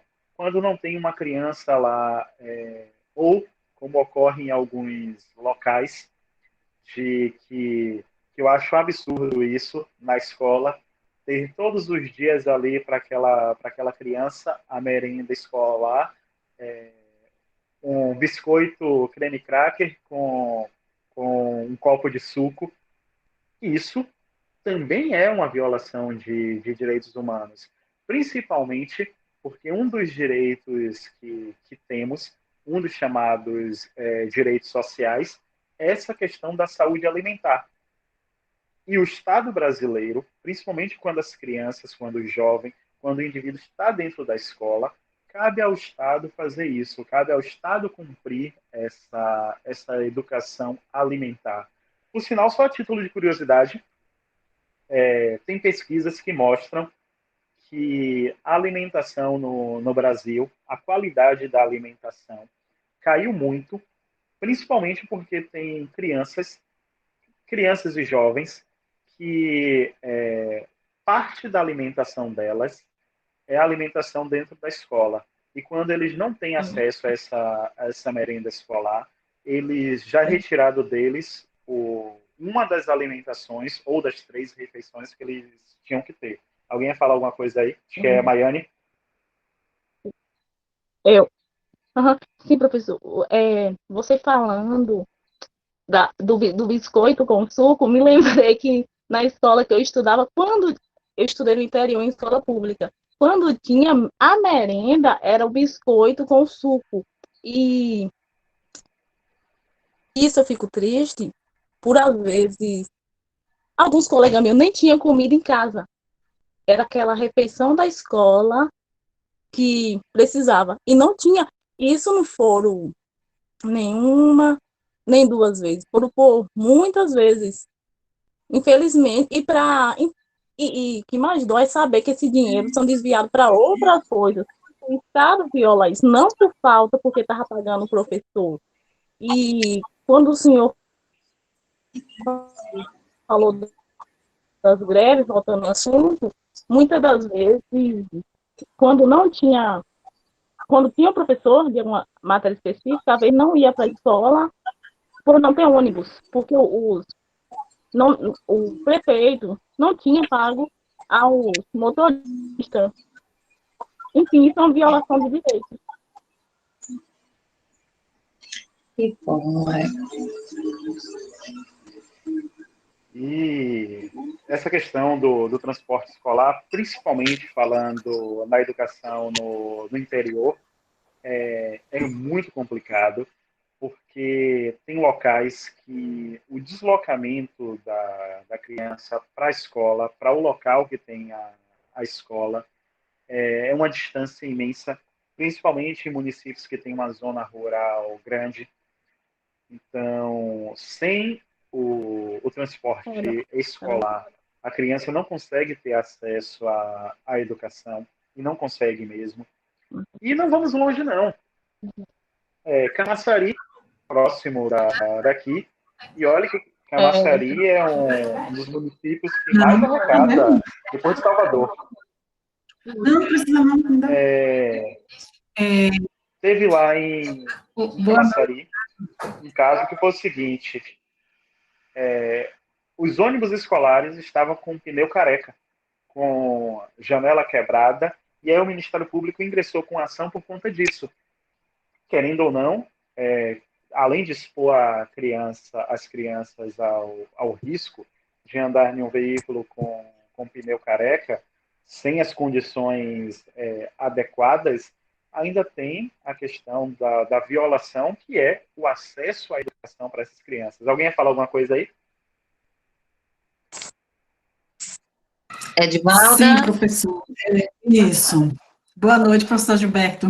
Tudo bom? Essa questão é muito importante, tudo bom. Eu tive o prazer de te conhecer no curso do CDRH, acho que foi em 2017, que foi ali no hotel. Eu já tenho um certo conhecimento. É um prazer revê-lo, né? É uma questão que Maiane traz e que é muito importante. Eu conheci, tem uma cidadezinha uma cidadezinha não, né? Serrinha, é aqui perto, e a zona rural da cidade de Serrinha, eu tenho um amigo que ele fazia o transporte pela prefeitura para essas crianças da zona rural irem até as escolas. Então, assim, ele me relatava muitas coisas que eu ficava, assim, horrorizada, né? Assim, além das más condições do transporte, como você falou, pneu careca, ainda tinha a falta do combustível, que simplesmente a prefeitura, quando não tinha e não providenciava, e as crianças não iam para a escola, né? E muitas delas, o que é que acontece? Como a Maiane falou, a refeição era da escola, porque não tinha condições de se alimentar em casa. Então, o que acontece? O trajeto era tão grande que quando o ônibus conseguia chegar na zona rural, que esse trajeto todo, quer dizer, desconfortável, poeira pela estrada, ônibus velho, balançando. Então, olha só as condições que essas crianças chegavam na escola. Que aprendizado essas crianças iam ter, cansados, exaustos, de pegar um transporte dessa forma. E outra coisa, quando chegava na escola, simplesmente já estava no horário de uma outra turma chegar. Então, eles simplesmente se alimentavam e voltavam para casa. Então, são relatos que só quem conhece, quem vive lá, é que sabe realmente. Então, assim, realmente é uma violação de vários direitos humanos, né? De várias questões dos direitos humanos, não é uma só. Aí não envolve somente a questão da violação de direitos humanos da educação, né? Tem a dignidade, eu acredito muito nisso, é uma violação à dignidade humana. Em que condições você vai chegar até essa educação? Tudo isso tem que ser pensado, mas que, infelizmente, como você falou, o Estado, o poder público, não está interessado que a população tenha esses direitos ou tenha conhecimento desses direitos, justamente para que não seja tido como uma violação, né? Como um crime, às vezes até. Então, é esse o meu pensamento. Eu acho que... Mas eu acho que aí entra o grande papel que entra a educação em direitos humanos. Porque passa o seguinte: quando conhecemos esses direitos, passamos a ter um cidadão mais crítico, um cidadão que entende o seu papel na sociedade, e além de entender o seu papel na sociedade, entende o papel que o poder público tem, principalmente analisar o seguinte: eu vejo que hoje muitas pessoas acham que o prefeito, quando faz algo, é quase como se ele estivesse fazendo um favor para a sociedade. E não é. Isso. Ele não está fazendo um favor. É a obrigação dele. Isso. E aí eu acho que esse é o grande papel da educação em direitos humanos. Por sinal, tem como passar os slides aí? Quem está no comando? Quem está aí no comando dos slides? Pode passar o próximo.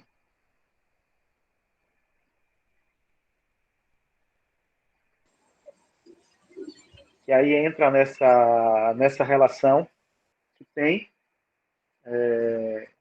realmente quais são os objetivos dos direitos humanos ou da educação em direitos humanos, que é o que estamos falando aí.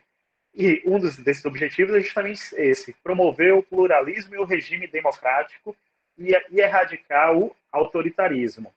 E acho que talvez é isso que algumas pessoas têm tanto medo, de que se tenha uma educação emancipadora, uma educação que realmente forme o indivíduo nessa relação com os direitos humanos, porque passa por isso. Passa por conhecer o que é a ideia de democracia, o que é o exercício da democracia, e que o poder público não está ali para fazer um favor para ninguém dentro da sociedade. O poder público está para cumprir o seu papel. Eu acho que esse é o grande problema, que algumas pessoas não querem que se tenha uma educação formadora em direitos humanos, porque não quer que as pessoas compreendam isso, compreendam as suas relações de direito, compreendam que tem que respeitar as diversidades culturais. E aí eu brinco o seguinte: lógico que cada um tem uma criação, cada um tem uma formação, e essa formação é importante dentro da construção de uma sociedade plural. Eu não tenho os mesmos gostos que a maioria das pessoas. Para falar a verdade, como dizem meus amigos, eu tenho uma alma velha, porque eu estou no carro, eu gosto de ouvir a Voz do Brasil. Eu fiquei tão triste quando a Voz do Brasil saiu das 19 horas, que era em todas as rádios às 19, e agora tem um espaço entre as 19 até as 22, né, se eu não me engano, e que aí fica essa questão. Mas eu gostava tanto porque às 19, todos os dias às 19, eu estava ouvindo a Voz do Brasil. Aí uma amiga minha diz o seguinte, que só o pai dela, e ela só conhece duas pessoas que gostam da Voz do Brasil, o pai dela e eu. Ela prova que você tem uma alma velha. Então, lógico, os meus gostos não vão ser os mesmos que a maioria das pessoas. Isso é normal, isso é natural. E a educação em direitos humanos passa por isso também, no respeito a essa diversidade sociocultural e, principalmente, que precisa ter essa relação. Que as pessoas precisam aceitar a pluralidade. E aí, quando estamos falando de aceitar a pluralidade, ninguém está falando em, eu tenho coisa que o outro. Não. Eu tenho o meu direito, tenho as minhas escolhas, só não posso proibir o outro de ter as escolhas dele. Isso passa por uma educação, uma ideia de educação emancipadora, por uma ideia de educação que preza por essa relação que envolve os direitos humanos. Pode passar os slides.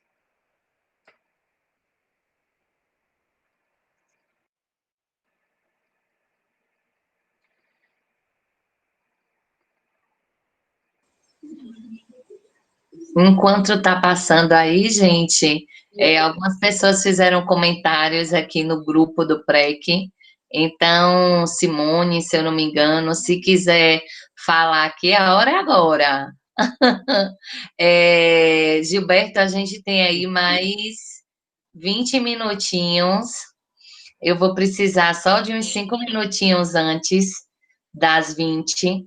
Então, pode ir seguindo aí, da forma que está indo, mas só lembrando do nosso tempo, que puxaram minha orelha aqui. Pronto, não se preocupe não. Professor, na hora de parar é só avisar, viu? Então, tem aqui... Ok, pode parar aí. Então, falando dessa relação, EDH aí que eu botei educação em direitos humanos. Então, a ideia aí de EDH é uma ideia que envolve educação em direitos humanos. E aí eu coloquei o que seria a educação em direitos humanos. Botei que é um processo sistemático, multidimensional, orientado à formação do sujeito de direito e à promoção de uma cidadania ativa e participante. Por quê?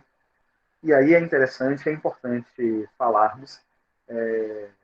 Gosto muito de estudar ciência política, dessa ideia do que é ciência política, e todos os autores dizem o seguinte: a ideia da democracia representativa. O que é democracia representativa? É que simplesmente você vota no seu candidato e espera que ele resolva todos os seus problemas. Não funciona mais. Por sinal, tem um autor que eu acho interessante, que morreu recentemente, Bauman, que é um dos autores lá da modernidade líquida. Bauman diz o seguinte: hoje as pessoas não têm mais essa confiança no político, na representatividade política. Não é só porque elas não se sentem representadas, porque muita gente acha o seguinte: eu não confio no político porque eu não me sinto representado por ele. Para Bauman, não é só isso. Para Bauman é o seguinte: além de não nos sentirmos representados, nós não confiamos mais no político. Achamos que os políticos são incompetentes para resolver os problemas da sociedade. E hoje demandam uma sociedade mais participativa. Então, queremos participar do processo democrático, queremos participar do processo de cidadania. E isso passa também pelo quê? Por termos essa noção termos essa relação que envolve o quê? Que envolve a educação em direitos humanos. Então, temos esse processo, temos essa relação, então, a educação em direitos humanos passa principalmente por isso, por tentar orientar, tentar formar um indivíduo que tem uma cidadania mais participativa. Lógico, aí entra o papel de vocês aí na área da pedagogia. Como é que vamos incorporar esses elementos dentro da formação, do indivíduo? E aí tem o seguinte, tem todos esses processos que são processos éticos, processos sociais que precisam ser incluídos para desconstruir essa sociedade que temos hoje. Porque eu acho que ficou claro que os preceitos sociais que temos, ou pelo menos que a sociedade brasileira aparenta ter, não atende mais às necessidades. Porque vamos imaginar o seguinte, uma sociedade que se comove com um jogador de futebol que foi condenado em outro país por conta de violência sexual. E, mais importante, que se comove mais com ele do que se comove com a vítima, é porque precisamos rever esses valores que estão na sociedade. E lembrando, lógico que não é papel do educador fazer como a gente colocou aqui, fazer uma lavagem cerebral no indivíduo, fazer com que uma doutrinação do indivíduo. Não é esse o papel do educador. O papel do educador é fazer com que haja uma reflexão. E aí entra, lógico, que em muitos casos, eu sempre brinco com os amigos que têm filhos pequenos, e é interessante como é esse processo educacional e o processo de reflexão das crianças para com o adulto. Hoje, essa relação que envolve o meio ambiente é interessante. Aí tem um filho de um amigo meu que ele sempre questiona quando o pai deixa a torneira ligada. Ele, pai, mas está gastando água, está destruindo o meio ambiente. E aí o próprio adulto reflete nisso, reflete nessa relação.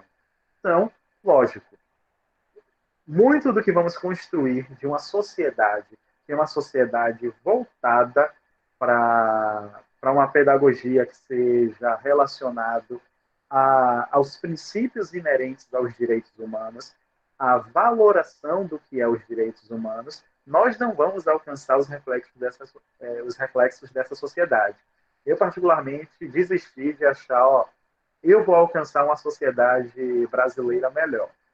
Eu, particularmente, tenho certeza que eu não vou conseguir alcançar isso, mas o nosso papel é o papel principalmente de formar indivíduos dentro de uma sociedade que seja uma sociedade mais crítica, uma sociedade que entenda o que são os direitos humanos e, principalmente, que os direitos humanos estão ligados ao próprio direito dele, à própria relação dele com a sociedade.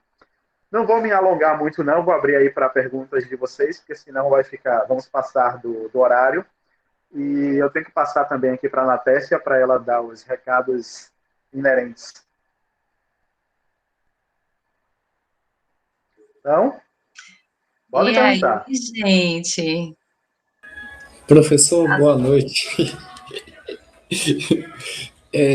Oi, Rodrigo. Pronto. Eu quero falar a respeito sobre, você acabou de estar no finalzinho, sobre a participação do aluno e sua descoberta dentro do âmbito educacional, dentro da sala de aula, onde o professor ele não pode ditar as questões em relação ao processo de direitos humanos único, mas que a partir dele ele consiga refletir, criar um critério de criticidade dentro desse processo. Logo no início do ano, quando o atual governo ganhou posse, surgiu um início de conversa em relação à escola sem partido. Não sei se vocês conseguiu acompanhar esse processo, que infelizmente começou essas discussões sobre o processo da escola sem partido.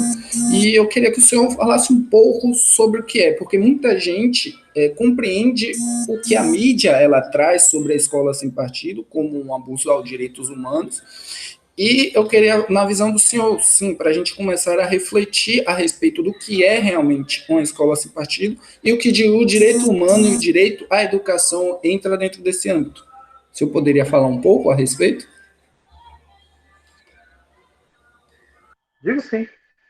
Bom, para começar, eu acho o seguinte: a ideia da escola sem partido, ou fundamento, era um fundamento, opa, quase cai aqui, que defendia como se fosse retirar uma doutrinação de dentro da escola, que os professores doutrinavam os alunos, e necessariamente já existem instrumentos para quando o professor viola os limites que está dentro da atividade profissional dele, ele ser punido.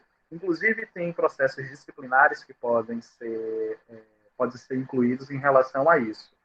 Mas, na prática, o projeto, como foi feito, não era uma ideia de escola sem partido. Era uma escola de partido único, ou seja, de ideologia única. Eu, particularmente, sou contra qualquer forma de relação de doutrinação.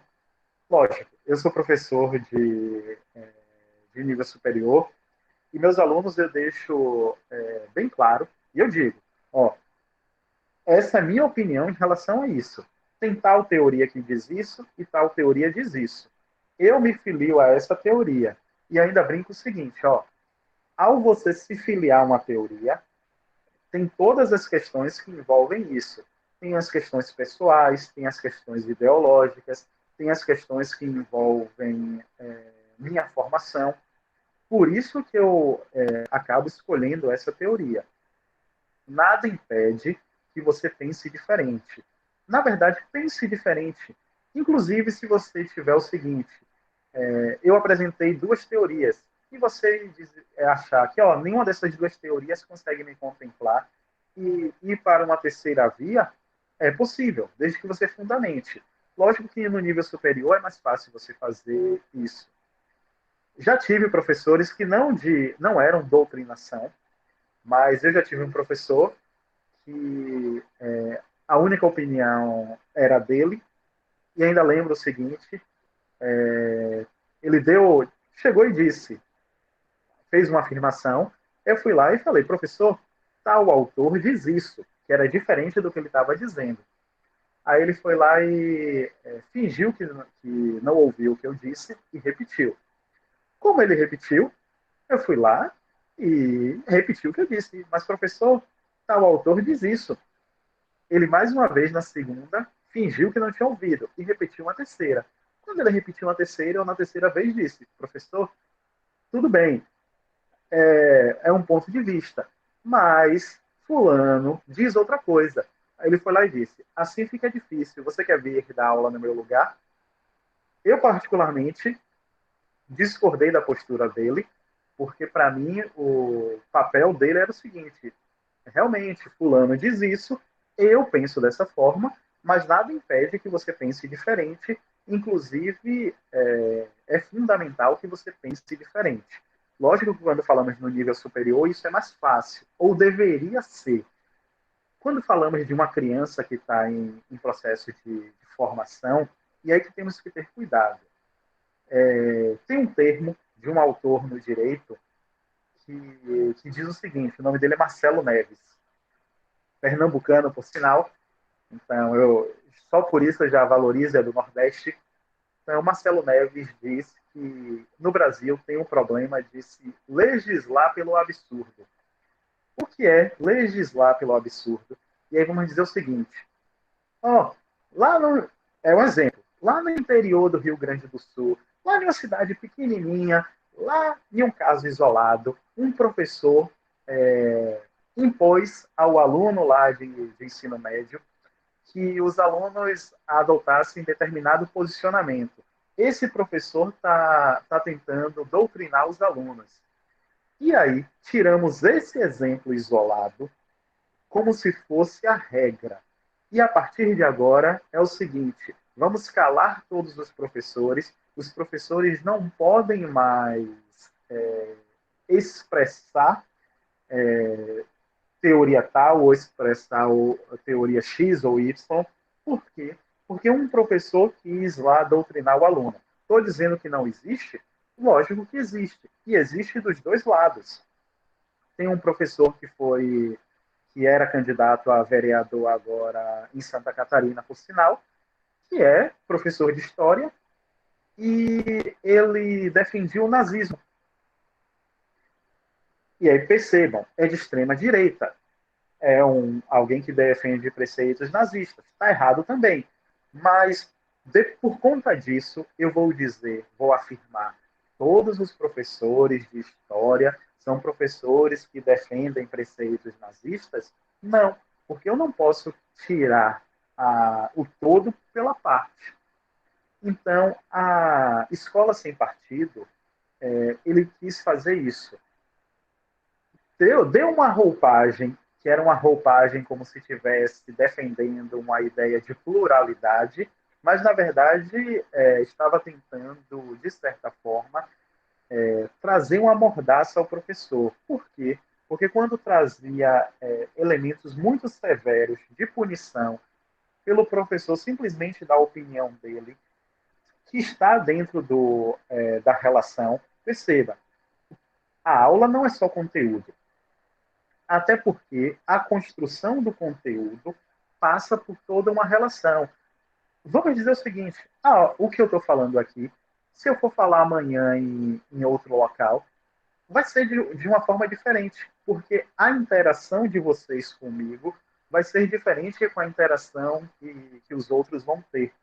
Então, isso também passa, né, pela relação da aula. E aí é algo que eu tenho preocupação, e em alguns momentos eu acho que o professor hoje tem que ter esse receio. Toda vez que o aluno me pergunta um tema polêmico, que não é objeto da aula, eu simplesmente digo, depois a gente conversa sobre isso. Por quê? Porque eu acho que eu não deva falar sobre aquilo? Não, porque eu entendo que hoje tem uma superexposição em relação ao professor, e o professor, em alguns momentos, por dar a opinião dele, e essa opinião, em alguns casos, pode ser por uma pergunta que é feita, acaba achando que o professor está doutrinando o aluno. Então, sei lá, alguém vai lá e eu estou dando uma aula sobre sistema democrático, e alguém pergunta, e a ditadura? O que você acha da ditadura? Aí eu vou lá e critico a ditadura, aí a pessoa vai lá, tá doutrinando aqui, tá tentando fazer com que as pessoas achem que a ditadura foi ruim. E foi por uma pergunta. Então, o que a Escola Sem Partido tentava fazer era isso, era trazer uma espécie de mordaça. Como eu estou falando, eu acho que o professor deve doutrinar o aluno, essa ideia de doutrinação. Vou explicar melhor o que é doutrinação, porque para mim doutrinação é algo muito amplo. O professor tem que fazer com que o aluno pense da mesma forma que ele, de forma alguma. O professor tem que ter esse papel e tem que ter essa relação de responsabilidade. Mas já existem instrumentos para fazer isso. Já existem instrumentos para corrigir essas distorções que existem. Então, o que a Escola Sem Partido tentou fazer é pegar casos isolados e transformar em regra para dizer que os professores no Brasil faziam a doutrinação dos alunos e, por conta disso, os professores precisavam passar por um processo de vigilância. E nisso é algo que não ocorre. Não ocorre mesmo. Eu brinco com alguns colegas. Falo o seguinte, a depender do caso, nem o professor, nem... Eu até brinco, a depender realmente da escola que nem o professor sabe o que é doutrinação, quanto mais para tentar doutrinar o aluno. Então, é algo complexo, temos que verificar. E, principalmente, temos que evitar criar leis, nisso que Marcelo Neves chama de legislar pelo absurdo. As leis devem surgir para resolver os problemas da sociedade, e não para criar um outro problema se o grupo A ou B está insatisfeito por alguma coisa. Não sei se foi a resposta que você queria, mas... Não, o senhor foi perfeito, professor. Eu estava estudando a respeito sobre isso, até mesmo para a gente, em qualquer debate que surge, quando alguém vê um professor, e logo nesse início, quando começou a discussão em relação à escola sem partido, muitas pessoas não pararam e falavam, vem cá, você se posiciona na questão da escola sem partido como? Então, como eu era leigo na época, então comecei a estudar a respeito disso, até mesmo para eu criar um posicionamento, porque a gente não pode se posicionar simplesmente pelo que a gente vê pela internet ou por algum processo de crítica, entendeu? Mas gostei bastante pelo que o senhor trouxe aqui, adorei o seu posicionamento. Infelizmente o tempo é curto, eu queria conversar um pouco mais sobre esse processo, ainda mais de educação e direitos humanos. Eu, particularmente, estudo um pouco sobre a educação de jovens e adultos, e quando a gente fala sobre a educação de jovens e adultos, a gente fala sobre um processo de violação de direitos humanos dentro dessa escola. Mas aí a gente vai ter esse tempo, alguma hora a gente se encontra nesse processo, inclusive eu estou no curso do CRDH agora, com a professora Denise, então a gente vai se encontrar, a gente vai ter esse momento para a gente debater sobre a educação de jovens a educação em direitos humanos, também a educação de jovens e adultos. Agradeço de coração, meninas, parabéns por tudo, eu só tenho a agradecer, muito obrigado, viu? Obrigada, Rô. Oh, gente, professor Gilberto. Estamos chegando para a próxima, né, Nath? Diga aí, Ed. Matheus, a minha pergunta vai ficar para a próxima, porque é uma coisa muito ampla, é um assunto muito atual a respeito. Eu tenho a curiosidade de saber a opinião, né? A opinião e também que ele esclarecesse mais um pouco em relação à liberdade de expressão que a Google, né, está sendo processada, né, pelo governo dos Estados Unidos, justamente por essa violação. Agora, para eles, é violação, né? De expressão, é violação de direitos, né? Mas quanto eles, o próprio poder público, não viola os nossos direitos, né? Expressão de liberdade nosso, né? Então, era isso que eu queria, mas é uma questão muito ampla, e o tempo, infelizmente, Gilberto, o tempo está... Ah, meu Deus. Quer fazer um comentário curto? Não, era justamente isso. Deixa eu comentar. Essa questão é uma questão importante, porque hoje vivemos a ideia de uma sociedade digital, e o que a Google faz é o seguinte, e o que está se questionando. Quando você coloca uma pesquisa no Google, o que define quais... vai pesquisar uma empresa, por exemplo, aquelas que estão no topo ou não. E o que eles questionam é justamente isso, que o algoritmo do Google, inclusive para a relação política também, opiniões de político, qual aparece na frente, qual aparece no topo, e o que eles estão questionando é isso, que o Google acaba manipulando, tanto para que você tenha acesso a uma empresa em relação a outro. Isso, na verdade, é uma discussão antiga, que eu concordo com você nesse sentido.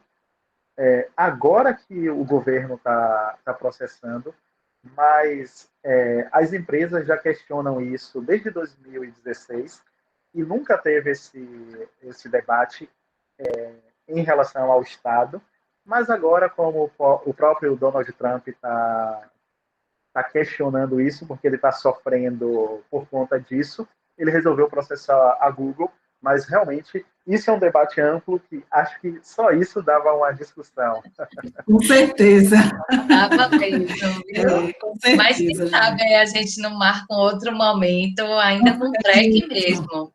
Isso, é muito bom. Essa é a intenção do nosso projeto, né? Levar esses conhecimentos, essas discussões a todos que desejarem, né? Isso. Bom, Gilberto, muito obrigada, viu? Muito obrigada, foi um prazer mesmo. E a gente ia ficar aqui discutindo, é um papo gostoso, é um papo muito enriquecedor. A gente ia ficar aqui, como eu disse aos meus filhos, gente, é uma discussão muito ampla. Não dá somente 1h30, 1 hora e meia. Mas, infelizmente, a gente tem tempo, né? Fomos Então, duas, não quase fechando duas. Mas quando a coisa tá boa, né, a gente fica assim, ó, eu já relaxei aqui, já cruzei minhas pernas, já fico toda, eu digo, ó, podia ir até amando. Muitíssimo obrigada, professor Dr. Gilberto, disse que é para esquecer nessas formalidades, e aqui a gente foi se tratando assim mesmo por você, mas foi valiosíssima. Pode tratar você. Eu creio que não só eu, né? Todos tenham gostado. Teve a participação aqui, algumas pessoas dando parabéns, obrigado. Paloma, eu quero ver essa discussão. Ó, já estão cobrando aqui. O PREC vai se preparar para isso. Eu conto com você mais uma vez, Gilberto. Muitíssimo obrigada, em nome do PREC, pela sua disponibilidade, né? Nesse tempo tão corrido, que eu sei como é sua agenda. Eu quero só colocar aqui, gente, lembrando a vocês, né, que a gente está nesse webinário, são vários momentos, esse é o nosso 3º encontro, e o próximo encontro será, deixa eu pegar aqui minha pesca, que não dá para gravar tudo, né? Será dia 30, sexta-feira, das 18 às 20, com o tema A Importância da Formação Continuada para a Melhoria do Trabalho Docente. E por hoje nós ficamos aqui. Gratidão a todos. Boa noite. Eu que agradeço a vocês. Muito obrigado pelo convite. A gente vai estar disponibilizando o link da presença no grupo de WhatsApp. Tá certo? Obrigada, Rodrigo, por lembrar. Tá vendo aí, ó? A conversa foi tão boa que eu simplesmente me passei do link de participação, mas a gente coloca lá no grupo do PREC. Pode ser assim, Rô? Pode. Gente, a gente não vai tirar uma foto, não? Podemos. Ai, que pena que acabou, que o tempo passou rápido, poxa. Pode falar, Gilberto. Aí, em seguida, a gente tira a foto, Saio. Eu que agradeço vocês pela oportunidade. Foi uma discussão realmente muito boa. Então, parabéns a vocês pelo projeto. E espero que possamos ter um outro momento para debater também. Muito obrigada, professor. E aí, quem vai registrar? Quem vai fazer nosso registro? Sou eu. Você mesmo, né? Peraí, Nath, que todo mundo agora vai amar o meu look para foto. Peraí, eu tô tentando, mas eu vou abrir também aqui minha câmera. Peraí. E aí, cadê você, Saio? Aqui eu. Vamos lá, já. Peraí. Sandroca, cadê seu rosto, Sandra? Aê! Já tiraram a foto, já? Já, cadê você, Rodrigo? Rodrigo. Eu não tô muito... Eu tô uma bagunça, mas eu vou ver. Pronto. Eu queria tirar com o meu outro look, mas não deu. Gente, foi muito massa hoje, amei mesmo. Parabéns. Obrigada a todos. Parabéns, Gilberto, professor. Tava tudo maravilhoso. Obrigado, viu? O tempo foi curto, hein? Maravilhoso. Porque eu tô na rua. Mas foi, amei. Obrigada a todos. Nath, foi perfeito.